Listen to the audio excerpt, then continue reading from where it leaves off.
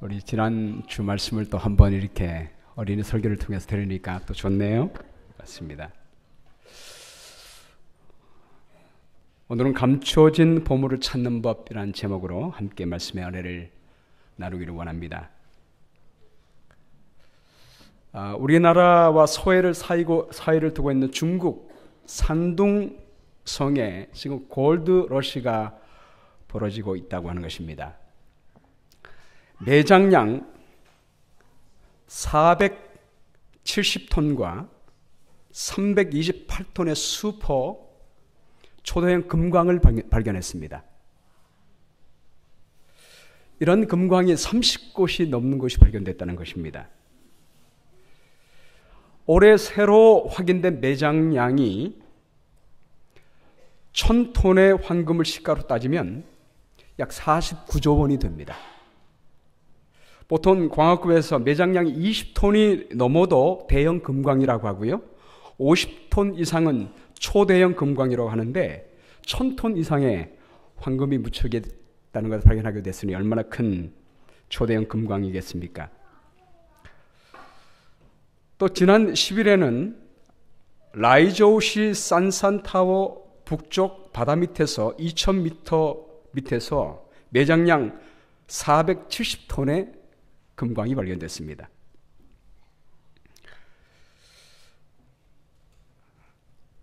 현재 중국에서 금 1g이 약 한 280위안 5만 원 안팎에 거래되고 있는 것을 감안하면 979톤은 2650억 위안, 우리나라 돈으로 47조 6천억에 해당하는 돈입니다.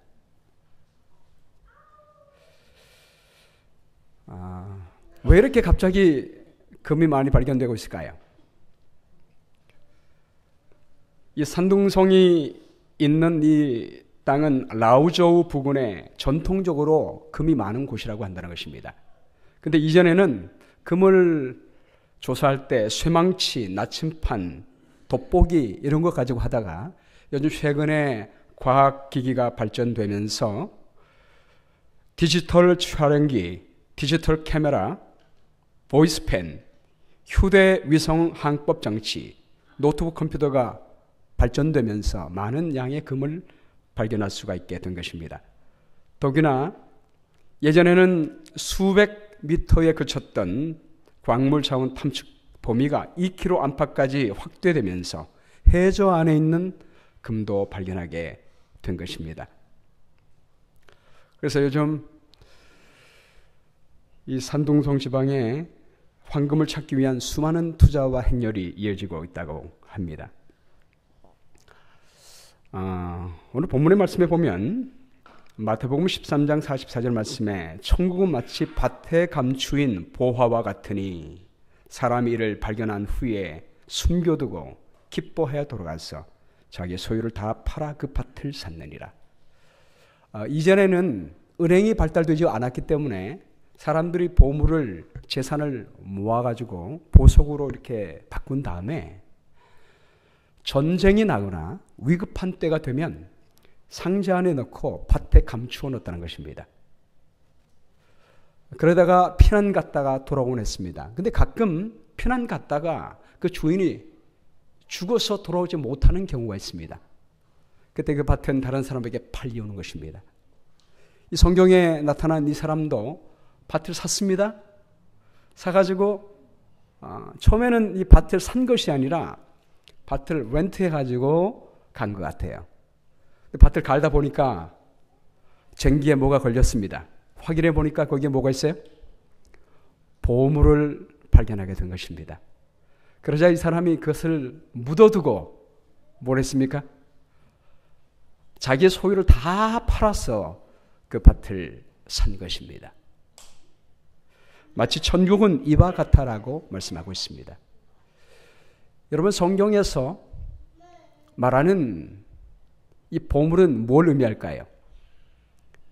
만약 금광으로 비유하자면 금광은 성경에서 뭘 의미합니까? 금광은 성경을 의미합니다. 그리고 그 금광을 통해서 발견할 수 있는 것은 누구십니까? 예수님을 의미하는 것입니다. 금광은 성경이고 보화는 예수님이십니다. 우리가 성경을 연구할 때 어떤 금보다 보배로운 예수님을 발견하게 될 것입니다. 여러분, 금이 좋으세요? 예수님이 좋으세요?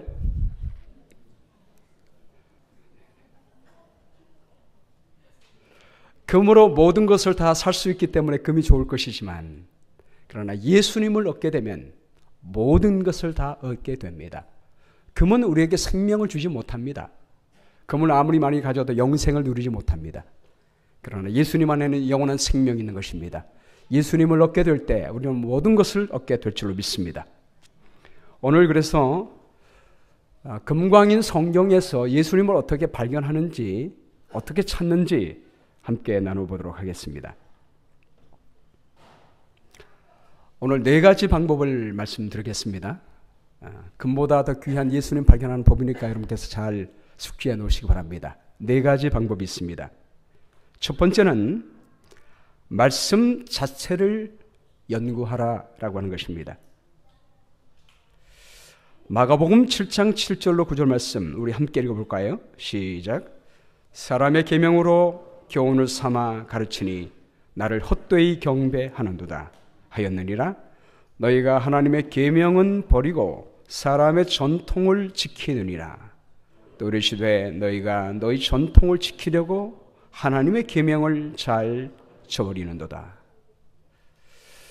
사람의 전통과 이론이 하나님의 말씀을 방해할 수 있음을 말씀하고 있어요. 하루는 헬라의 철학자 디오게네스가 밝은 대낮에 등불을 켜고 열심히 뭔가를 찾는 듯이 찾고 있었습니다. 그래서 어떤 사람이 당신이 밝은 대낮에 등불을 켜고 뭐하고 있습니까? 라고 물었더니 하는 말이 인간을 찾고 있다네. 이 철학자 디오게네스의 눈에는 인간다운 인간이 없었던 것 같아요. 그래서 정말 인간다운 인간을 찾는다는 상징으로 그렇게 등불을 들고 다녔던 것입니다. 근데 여러분, 사실 햇빛 밑에서 등불이 필요합니까? 안 합니까? 밤에는 등불이 필요하지만 햇빛 밑에서는 등불이 필요하지 않습니다. 성경을 햇빛이라고 한다면 사람들이 쓴 책이나 인간의 이론은 뭐와 같습니까? 등불과 같습니다. 근데 햇빛이 있는데 등불이 필요 있어요, 없어요? 필요 없습니다. 성경을 인간의 사상으로 설명하려고 하는 것은 마치 태양빛을 횃불로 더욱 환하게 하려는 것과 같은 것입니다. 하나님의 거룩한 말씀의 영광스러운 빛을 더 밝게 하기 위하여 횃불과 같은 희미한 세상의 빛은 필요하지 않습니다. 하나님 말씀 자체 안에 빛이 있습니다. 시편 119편 105절 말씀에 주의 말씀은 내 발의 등이요 내 길의 빛이니이다 라고 말씀했습니다. 성경 자체 안에 성경을 밝히는 빛이 있습니다. 그러므로 우리가 예수님을 발견하기 위해서는 다른 어떤 책도 필요하지 않습니다. 성경만 있으면 충분히 우리는 성경 안에서 예수님을 발견할 수 있습니까? 있습니다. 아멘입니까? 지난달 화요일 날 우리 김동현 목사님이 설교를 했는데요. 요즘 우리 김동현 목사님 화요일 날 저녁에 한 달에 한 번씩 저희 교회에 와서 이제 설교를 합니다. 근데 갈릴리 바다에 대해서 설교를 했습니다. 요즘 성경을 연구하는데 예수님께서 모든 활동의 중심이 갈릴리 바다를 중심으로 이루어지고 있다는 사실을 발견했답니다. 예수님이 이 갈릴리 바다를 건너서 다니시면서 활동을 하십니다. 갈릴리 바다 주변을 보면 디베랴, 거라사, 벳세다, 게네사렛, 팔복산, 가버나움이 있습니다. 이 갈릴리 바다를 제자들과 함께 배를 타고 지나다니면서 주변의 갈릴리 바다 주변에 있는 지역에서 말씀을 전하는 일을 하는 모습을 보게 되면서 뭘 나눴냐면 예수님은 바다에서 제자를 가르치시고 땅에 건너가서는 사람들을 치료하는 모습을 발견했다는 것입니다. 마태복음 8장 23절에 보면 배에 오르심에 제자들이 따랐더니 바다에 큰 노을이 일어나 배가 물결에 덮이게 되었으되 예수께서는 주무시는지라. 그들이 나와 깨우며 이르되 주여 구원하소서 우리가 죽겠나이다. 예수께서 이르시되 어찌하여 무서워하느냐. 믿음이 작은 자들아 하시고 곧 일어나서 바람과 바다를 꾸짖으시니 아주 잔잔하게 되거늘 그 사람들이 놀랍게 여겨 이르되 이가 어떠한 사람이기에 바람과 바다도 순종하는가 하더라. 우리 예수님은 바다에서 그 풍랑 속에서도 평안과 잠잠함을 유지하셨습니다. 제자들에게 하나님께서 우리와 함께 하시면 언제나 어디서나 평안할 수 있다는 사실을 주님은 바다 위에서 가르치신 것입니다. 그리고 예수님은 바다를 건너가신 다음에 뭘 하셨습니까? 마가복음 5장 6절에 보면 바다 건너편에 가시니 거라사인 지방에서 귀신 들린 사람을 만나게 됩니다. 이 귀신 들린 사람을 만났을 때 귀신 들렸을 때 얼마나 들렸어요? 돼지 2,000마리에게 들어갈 만큼 많은 군대의 귀신이 들린 자입니다. 근데 예수님이 한마디 말씀으로 그 사람을 치료하셨습니다. 근데 예수님께서 이 군대 집혔던 자가 옷을 입고 정신이 온전해진 것을 보고 사람들이 예수님을 두려워했다라고 했습니다. 제자들이 바다에서도 두려워하고 또 육지에서도 두려워하는 모습을 보게 됩니다. 그리고 예수님은 또 배를 타고 바다를 건너시면서 바다 위에서 이제 이번에는 제자들과 함께 가지 않고 제자들을 먼저 보냈습니다. 제자들이 배를 타고 가는데 풍랑을 만나게 됐습니다. 그때 예수님이 밤 사경에 바다 위를 걸어서 오셨습니다. 제자들이 그가 바다 위로 걸어오심을 보고 무서워하여 놀라 유령이라 이렇게 소리쳤습니다. 그때 주님께서 즉시 말씀하기를 안심하라 내니 두려워하지 말라 라고 말씀했습니다. 그리고 예수님이 또 배를 타고 건너가셔서 다른 곳에 가셔서 중풍병자를 만나셨습니다. 사람들이 들것에 들고 온 그 중풍병자를 보시고 그 중풍병자에게 이르되 작은 자야 안심하라 뇌 제사함을 받았느니라 라고 말씀했습니다. 사람들이 말하기를 이가 뉘기에 사람의 죄를 사하는가 라고 말씀했을 때 예수님이 말씀하시기를 인자가 세상에서 죄를 사는 권세가 있는 줄 너희로 알게 하려 함이라. 우리 주님은 풍랑을 잠잠케 할 뿐만이 아니라 사람의 죄를 사하는 권세가 있는 분임을 나타냈습니다. 이제 그날 우리 김동현 목사님은 이것 말고도 더 많은 성경절을 찾았습니다. 찾으면서 이렇게 결론을 내렸습니다. 우리 예수님은 바다에서 제자를 가르치시고 육지에서는 사람들을 치료하셨습니다. 우리의 삶에 어떤 난관과 고난이 있을지라도 우리 하나님이 거기 함께 계신다면 우리는 두려워할 필요가 없습니다. 바다에 서든지 육지에 서든지 어떤 환난이 와도 우리는 평안할 수 있습니다. 여러분, 예수님은 바다 위에서도 언제나 평안하셨습니다. 그리고 육지에서도 어떤 사람을 만나도 어떤 귀신 들린 사람을 만나도 우리 주님은 평안하셨고 그분이 갖고 있는 권세로 모든 귀신을 쫓아내신 것입니다. 제가 이 말씀을 듣고 얼마나 큰 은혜를 받았던지 알 수 없습니다. 그러나 우리 김동현 목사님은 어떤 참고서나 예화나 어떤 책에 대한 참고도 들지 않았습니다. 오직 이 말씀을 풀어서 얘기하는데 제가 큰 은혜를 받았습니다. 아, 그래.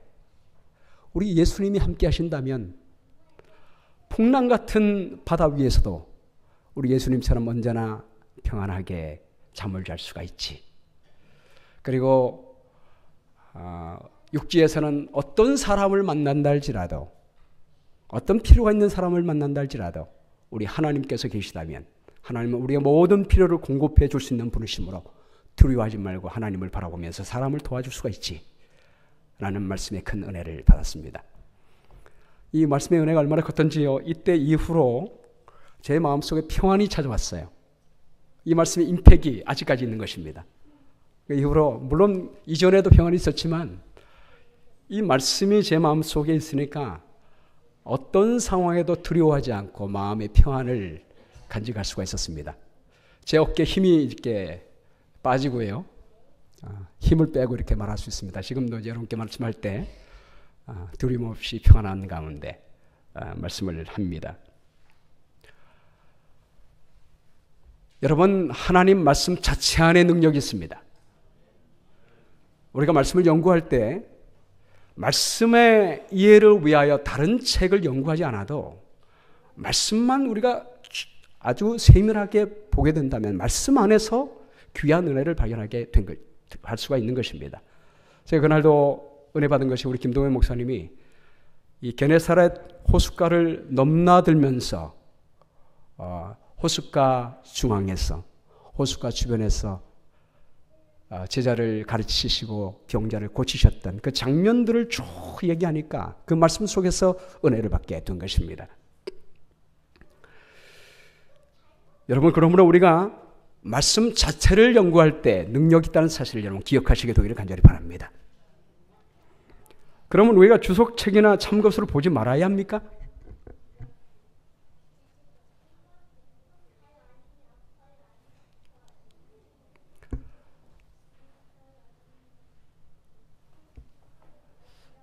우리가 음식을 먹을 때 텃밭에서 직접 길러서 먹는 게 제일 좋지요. 믿을 수가 있습니다.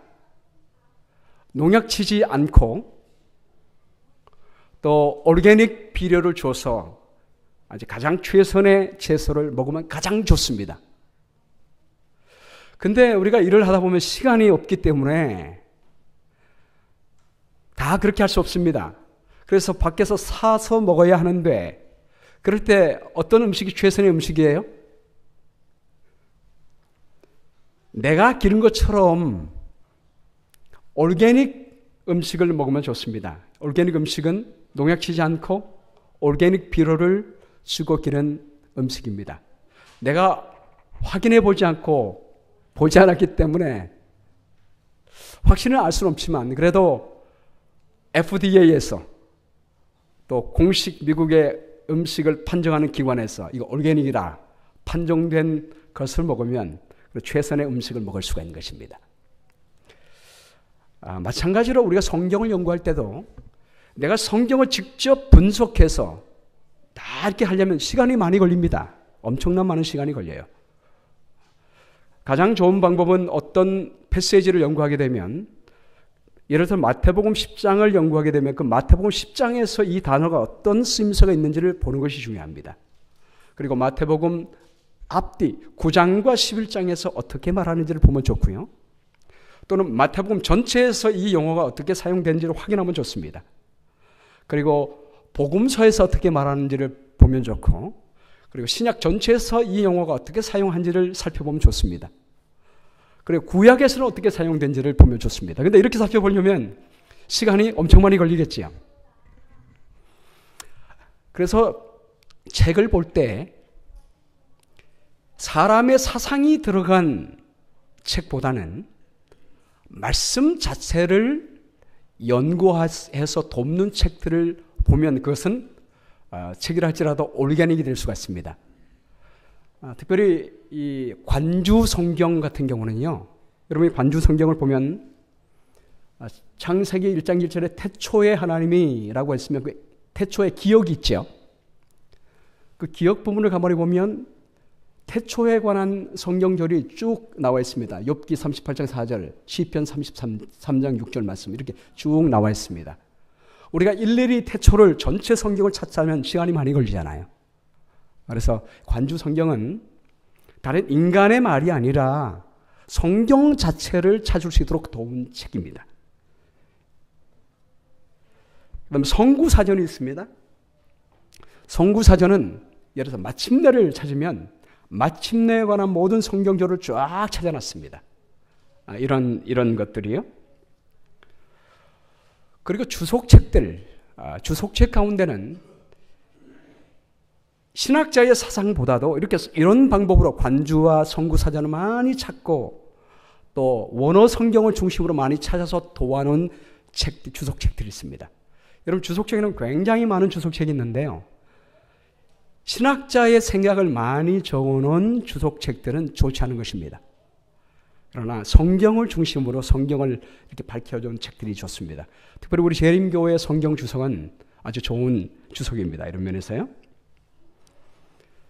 그 다음에 제가 좋아하는 주석 중에는 월드 비블리컬 커멘터리 이런 주석들, 원문을 중심으로 해서 해놓은 것들입니다. 또 우리 한국어로 번역된 것 중에서 호크마 주석, 이런 주석이 아주 좋은 주석입니다. 또 우리 예언의 신중에서 우리 대쟁투 총서, 우리 성경 전체를 해석해 놓았는데 이런 예언의 신은 하나님의 영감으로 성경을 밝혀놓은 책들입니다. 여러분, 그러므로 성경을 보실 때 여러분 스스로 직접 성경을 연구하게 되기를 간절히 바랍니다. 그럴 때 성경을 통해서 예수님을 발견할 수 있으리라 믿습니다. 두 번째는 먼저 거듭남을 경험해야 합니다. 예수님께서 요한복음 3장 3절 말씀에 사람이 거듭나지 아니하면 하나님 나라를 볼 수 없느니라 말씀했습니다. 성경에 보화가 있지만 우리가 거듭난 눈으로 성경을 보지 못하면 그 보화를 찾을 수가 없습니다. 여러분, 성서를 보시면 성서 안에 하나님의 말씀을 표현한 것이 무엇입니까? 성서 안에 들어가면 떡상이 있습니다. 떡상은 하나님의 말씀을 표현하고 또 지성소 안에 들어가면 법궤가 있습니다. 여러분, 그런데 이 성소와 법궤 안에 죄인이 그냥 들어가면 들어갈 수 있어요, 없어요? 들어가면 죽습니다. 그래서 반드시 어디를 거쳐야 합니까? 번제단을 거쳐야 합니다. 번제단에서 어린 양의 피를 가지고 성소 안에 들어가고 지성소 안에 들어가야 합니다. 이처럼 우리는 먼저, 여러분이 번제단은 뭘 상징하고 있죠? 번제단은 예수님을 의미하고 있습니다. 십자가를 통해서 거듭남을 경험해야지만 우리는 성소 안에 들어가서 하나님 말씀을 깨달을 수가 있는 것입니다. 로마서 2장 17절을 보면 유대인이라 불리는 내가 율법을 의지하며 하나님을 자랑하며 율법의 교훈을 받아 하나님의 뜻을 알고 지극히 선한 것을 분간하며 맹인의 길을 인도하는 자여 어두움에 있는 자의 빛이요 율법에 있는 지식과 진리의 모본을 가진 자로서 어리석은 자의 교사여 라고 됐습니다. 바울이 유대인들에게 말하기를, 유대인들은 뭘 갖고 있어요? 율법을 가지고 있고 하나님의 뜻을 율법을 통해서 안다라고 말하고 있습니다. 그런데 맹인의 길을 인도하는 자라고 표현하고 있습니다. 율법이 있는 지식과 진리의 모본을 가졌습니다. 그런데 어리석은 교사인 것입니다.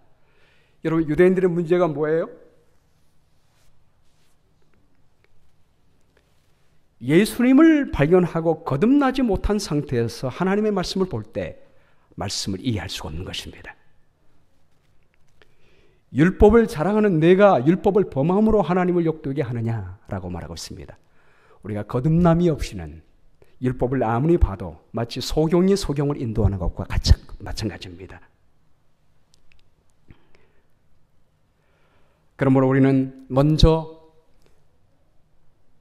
우리 예수님을 만나고 번제단 위에서 주님 안에서 죽음을 경험해야 합니다. 거듭나야 합니다. 그리고 우리는 성소 안으로 들어가서 떡상을 만날 수 있고 은혜 보좌 앞에 담대히 나갈 수가 있는 것입니다. 로마서 3장 23절 말씀에 모든 사람이 죄를 범하였음에 하나님의 영광에 이르지 못하더니 우리 죄인들은 하나님의 영광 앞에 이르지 못합니다.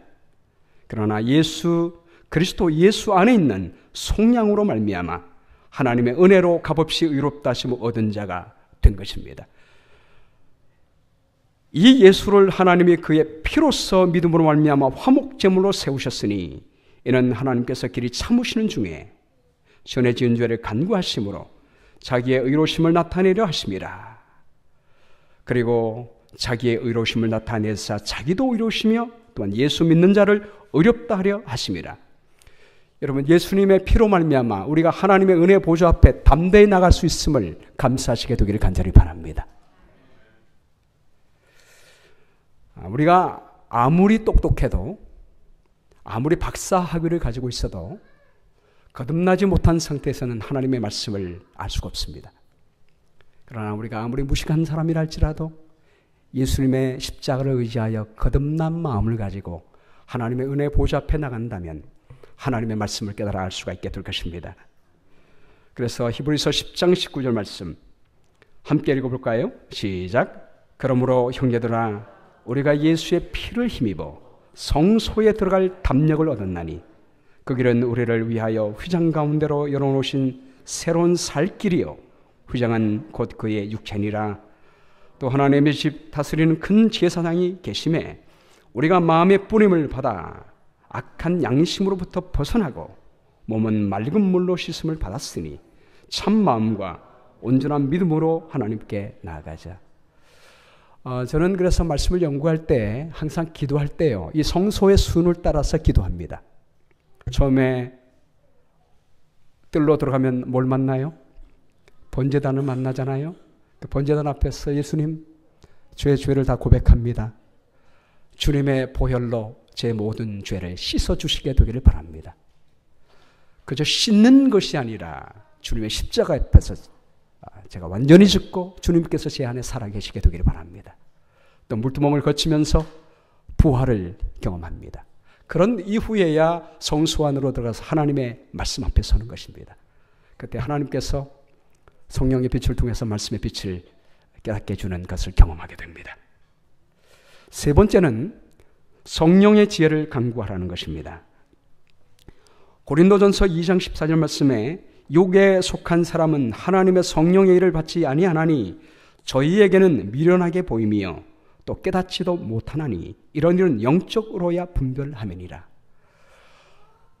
우리가 하나님 말씀을 볼 때 하나님의 말씀은 신령한 것이기 때문에 영적인 성령의 지혜가 있어야지만 분별하게 되어 있습니다. 여러분, 성소 안에 들어가면 떡상을 밝히고 있는 것이 무엇입니까? 촛대가 떡상을 비추고 있습니다. 성소 안에는 창문이 하나도 없어요. 만약 촛대가 없으면 캄캄합니다. 볼 수가 없습니다. 성령의 빛이 비추일 때 그 떡상이 비춰지게 되고 하나님 말씀을 깨달아 알 수가 있는 것입니다. 여러분, 우리가 어떤 인간적인 교사가 없다 할지라도 우리가 성경을 볼 때 여러분이 성령께 기도하고 성경을 본다면 성령께서 말씀을 알 수 있도록 도와주시게 될 것입니다. 여기 아름다운 꽃들이 있죠? 참 아름답죠? 빨간색, 노란색, 파란색 아름다운 꽃들과 푸르는 초록들이 있습니다. 근데 이것을 볼 수 있는 것은 뭐 때문에 볼 수가 있죠? 빛이 있기 때문에 볼 수 있습니다. 빛이 없으면 우리는 이것을 전혀 볼 수 없습니다. 빛이 있기 때문에 아름다운 꽃들을 볼 수가 있는 것입니다. 마찬가지로 우리가 성경을 볼 때 성령의 빛이 있어야지만 그리스도의 아름다움을 볼 수가 있습니다. 예수님이 보이는 것입니다. 어떤 인간적인 빛도 그 빛을 비출 수가 없습니다. 오직 성령의 빛만이 비추게 될 때 우리 예수님을 발견할 수 있는 것입니다. 그러므로 우리 여러분이 성경을 볼 때 어떤 빛보다 성령의 빛을 간구하시게 되기를 바랍니다. 요한복음 16장 13절 말씀에 그러나 진리의 성령이 오시면 그가 너희를 모든 진리 가운데로 인도하시리니 그가 스스로 말하지 않고 오직 들은 것을 말하며 장래일을 너에게 알리겠습니다. 약속했습니다. 여러분, 이 약속은 누구에게나 주어진 것입니다. 여러분이 약속을 믿으시고 성경을 펼 때 기도하시기 바랍니다.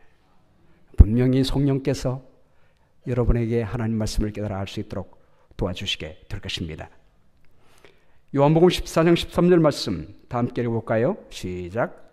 너희가 내 이름으로 무엇을 구하든지 내가 시행하리니 이는 아버지로 하여금 아들을 인하여 영광을 얻으시게 하려 함이라. 내 이름으로 무엇이든지 내게 구하면 내가 시행하리라. 마치 광부가 금광을 찾듯이 간절히 기도하는 마음으로 찾을 때까지 찾게 되기를 바랍니다. 제가 며칠 전에 유튜브를 통해서 한국에 있는 연세중앙교회 예배 실황에 들어가게 됐습니다. 근데 거기 예배를 1시간 반을 드리더라고요. 목사님 설교가 1시간입니다. 교인들이 제가 얼핏 봐도 한 5,000명 이상이 모인 것 같아요. 목사님 말씀을 얼마나 잘하시기 때문에 이렇게 1시간 40분이나 예배를 드리는가라고 제가 들어봤거든요. 연세가 많으신 목사님이신데 제가 볼 때 특별한 말씀이 없어요. 아주 평범한 말씀입니다. 근데 말씀이 떨어질 때마다 온 교인들이 아멘, 아멘. 특별히 성경에 있는 하나님 말씀이 떨어질 때마다 모든 교인들이 아멘 하고 받는 것입니다. 그저 말만 하는 게 아니고요. 정말 그 표정들을 이렇게 쭉 카메라를 붙이는데 전부 다 간절한 거예요. 야, 어떻게 이렇게 정말 단순한 말씀임에도 불구하고 아멘 하면서 은혜롭게 받는가. 제가 봤더니 예배하기 전에 모든 성도가 성령께 하나님의 말씀을 깨닫게 해달라고 간절히 기도하는 것입니다. 기도하는 시간이 이제 한 10분이 돼요. 앞에서 부목사님이 이끄는 것 같아요. 여러분, 우리 하나님께 오늘 주의 사자가 말씀을 전할 때 이 말씀을 하나님의 말씀으로 받도록 간절히 기도합시다. 모든 성도가 손을 들고 하나님 이 말씀을 깨닫게 해달라고 간절히 기도하는 것입니다. 그 모든 기도의 내용들이 이제 목사님이 앞에서 대표로 기도하는데 하나님, 하나님의 말씀이 우리 마음속에 다가오게 될 때 말씀을 깨달을 수 있는 은혜를 주십시오. 이렇게 간구하는 것입니다. 성령께 간구할 때 그 마음이 준비되니까 어떤 말씀이 쏟아져도 은혜롭고 아멘하는 것입니다. 여러분, 우리의 마음속에도 그런 마음이 필요하리라 믿습니다. 우리가 하나님의 말씀은 생명 있는 말씀이요. 우리에게 예수님을 전달하고 있습니다. 이 하나님 말씀은 그냥 세상의 이론과 어떤 강의가 아닙니다. 그저 듣고 재밌고 웃고 그냥 나가는 그런 말씀이 아닙니다.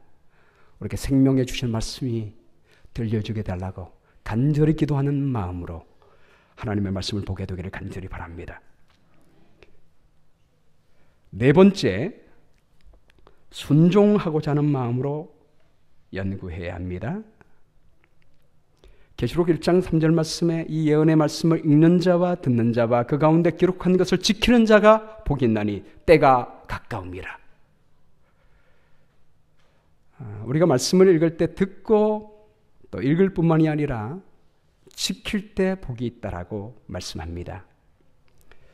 요한복음 17장 3절 말씀, 영생은 곧 유일하신 참 하나님과 그가 보내신 자 예수 그리스도를 아는 것이니라.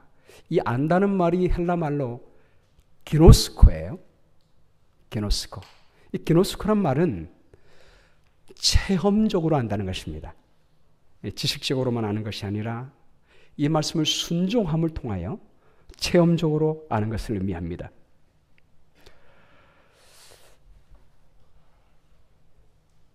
우리가 다니엘서를 보면 다니엘은 모든 꿈과 이상을 해석하는 사람입니다. 여러분, 다니엘이 느부갓네살 왕의 꿈도 해석했죠. 몇 번 했습니까? 한 번도 아니고 우리가 2장을 보면 해석하고 4장을 보아도 해석합니다. 또 언제 해석합니까? 다니엘 5장을 보면 벨사살 왕이 성전에 금기명으로 술을 마시다가 벽에 메네메네 대겔 우바르신이라고 하는 글자가 써 있습니다. 박사들이 보고 알지 못합니다. 다니엘은 대본에 그걸 알게 됩니다. 다니엘은 어떻게 이런 지혜를 갖게 됐을까요?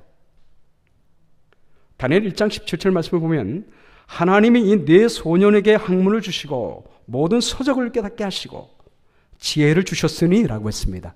하나님이 다니엘에게 지혜를 주셨기 때문에 다니엘은 모든 이상과 몽조를 알 수 있는 지혜를 얻게 된 것입니다. 그가 똑똑했기 때문이 아니라 하나님이 지혜를 줬기 때문입니다. 다니엘은 뭘 했기 때문에 하나님이 특별히 다니엘에게 지혜를 줬을까요? 1장 17절 전에 보면 1장 8절 말씀에 다니엘은 뜻을 정하여 왕의 음식과 그가 마시는 포도주로 자기를 더럽히지 아니하리라고 환관장에게 구했다고 했습니다. 다니엘은 작은 것부터 하나님의 말씀에 음식 먹는 거 하나부터 하나님의 말씀대로 행하기를 결심했습니다. 목숨 걸고 순종했습니다. 순종했을 때 하나님께서 그에게 빛을 더해주게 된 것입니다.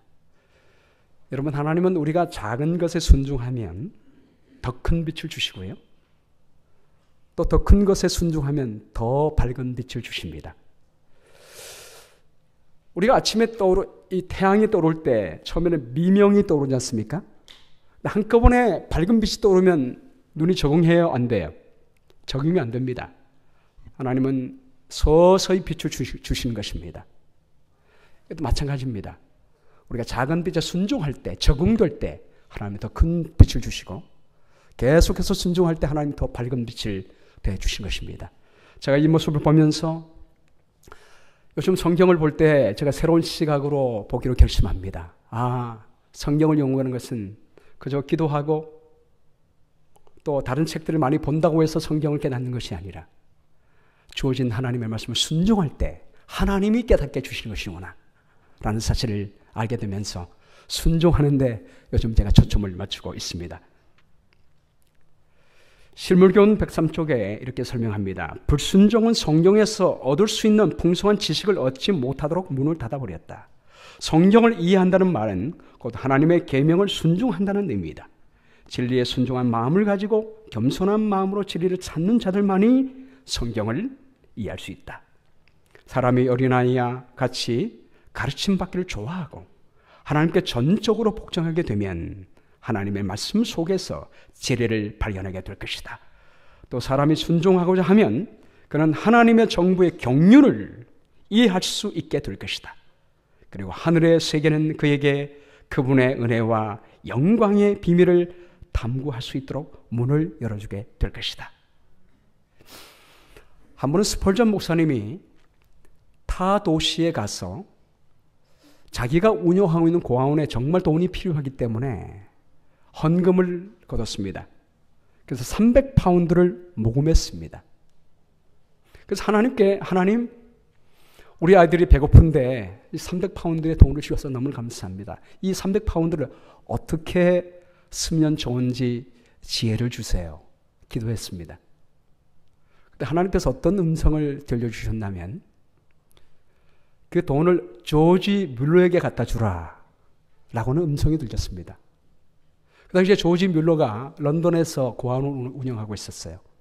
아니 하나님, 저희 고아원도 돈이 필요한데 왜 조지 뮬러에게 갖다 주라고 하는 것입니까? 근데 하나님께서 또 말씀하십니다. 갖다 주거라. 그 순간에 이 스펄전은 하나님의 말씀에 순종하는 마음으로 무조건 그 돈을 갖고 왔습니다. 갔더니 조지 뮬러는 기도하고 있었습니다.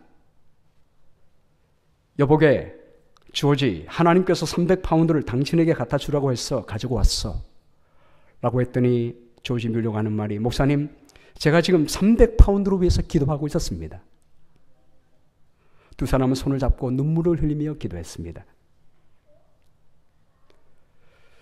그리고 스펄전 목사가 사무실에 와보니까요, 300기니가 들어있는 헌금 봉투가 와 있는 것입니다. 이 300기니는 300파운드보다 1기니가 1파운드보다 조금 더 많은 돈이라고 그래요. 그러니까 300기니는 300파운드보다 많은 돈입니다. 스펄전 목사가 그걸 보고 감격하여 눈물을 흘리면서 하나님께 말하기를, 주님 300파운드에 이자까지 더해 주시는군요. 하나님께서는 잠언 19장 17절 말씀에 가난한 자를 불쌍히 여기는 자는 주님께 빌려드리는 것이니 주께서 갚아주시리라, 이 약속의 말씀을 더해 주시게 된 것입니다. 여러분, 우리가 성경을 통해서 하나님 말씀을 간절히 찾고 거듭난 마음으로 하나님의 말씀을 펴고 성령을 통하여 기도하는 마음으로 성경을 보고 순종하며 하나님 말씀에 순종한다면 하나님께서 진리의 보화를 찾게 주실 줄로 믿습니다. 우리가 찾는, 성경을 통해서 찾는 진리의 보화는 금보다 훨씬 가치가 있습니다. 왜냐하면 요한복음 17장 3절 말씀에 영생은 유일하신 참 하나님과 그의 보내신 자 예수 그리스도를 아는 것이라고 말씀했기 때문입니다. 우리에게 영원한 생명을 주시게 될 줄로 믿습니다.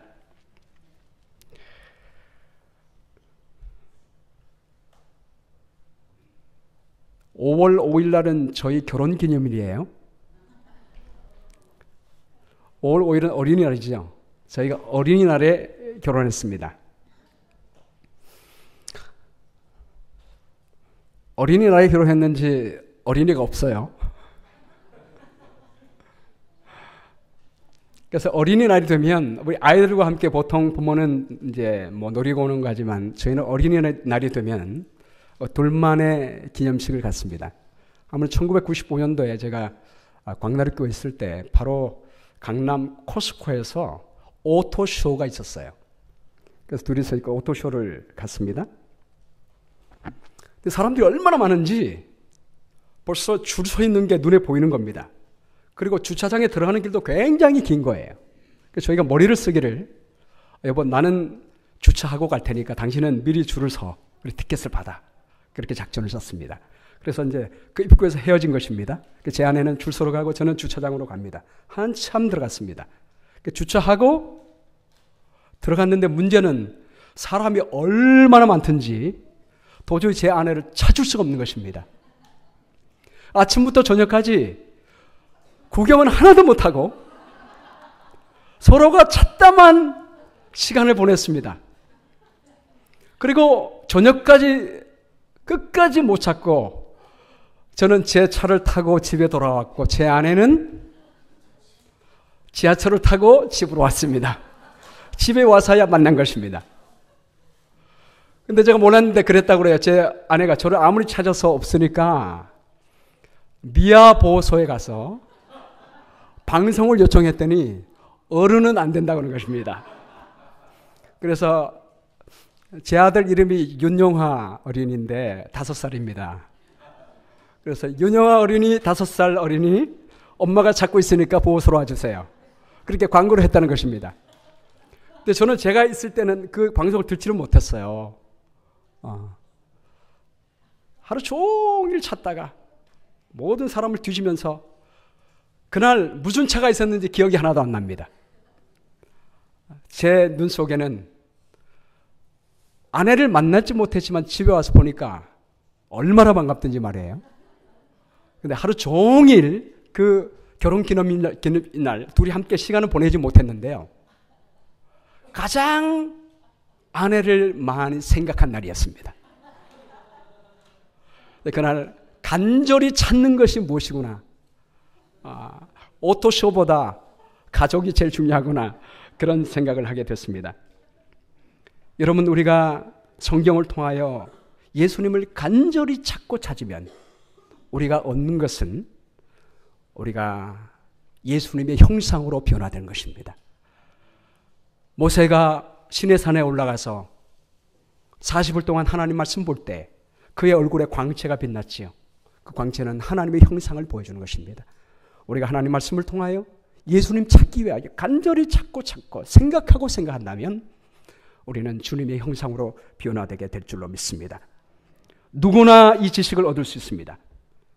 잠언 2장 3절 말씀에 지식을 불러 구하며 명철을 얻으려고 소리를 높이며 은을 구하는 것 같이 그것을 구하며 감추인 보화를 찾는 것 같이 그것을 찾으면 여호와 경외하기를 기다리며 하나님 알게 되리라 말씀했습니다.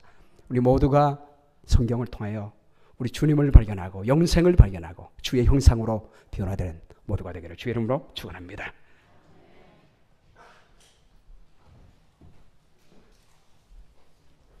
감사합니다. 오늘 드려지는 헌금은 교회 경비를 위해서 사용되겠습니다.